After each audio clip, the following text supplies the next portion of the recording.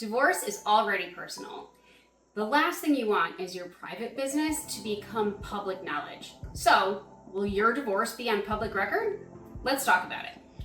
In Connecticut, the answer is yes. Divorces are public record.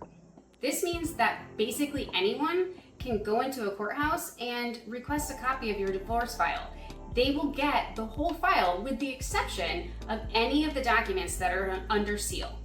That was Paul's concern. This week, he wrote to us, and here's what it said.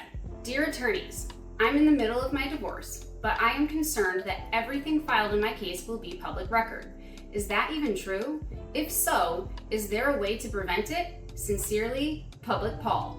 So, over the next few minutes, I'll explain what parts of your divorce are public, what can be kept private, and the steps you can take to protect your information.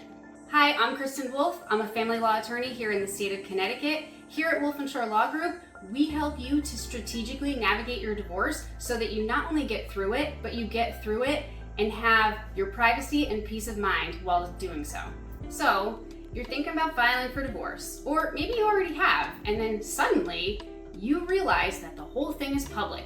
So now you're wondering about your job, your kids, your reputation, and you're wondering what people can actually see about your personal business. Most people, like Paul, assume that everything is private just because it is personal. People sign agreements, including full financial disclosures, and submit custody plans, never realizing that anyone can request that file unless steps are taken to restrict access. Just because something feels private doesn't mean that the courts treat it that way. In Connecticut, divorce filings, motions, and final judgments are a part of the public record. That includes alimony agreements, child support, parenting plans, property settlements, and more, unless it's sealed by the court. And getting documents sealed, well, that's just not guaranteed. It takes strategy, not a hope and a prayer. So Paul, let me answer your question. We give our clients strategic advice so that only the things that are necessary are going to go into the public record. The first thing we do is keep sensitive information out of unnecessary filings.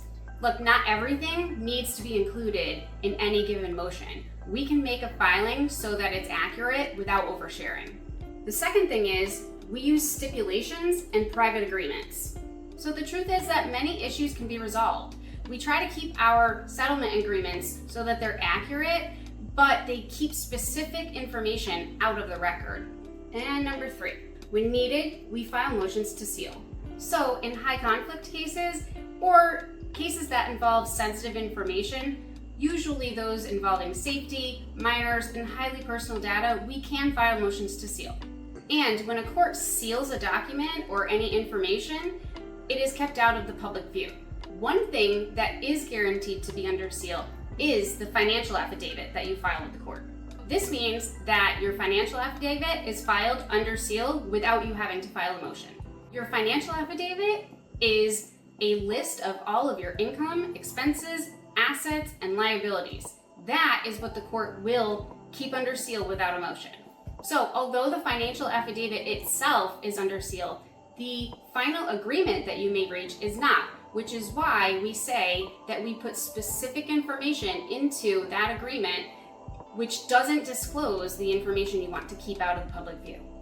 So Paul, bottom line is, will your divorce be public? Yes, but how much the public can see is really up to you and how you handle it.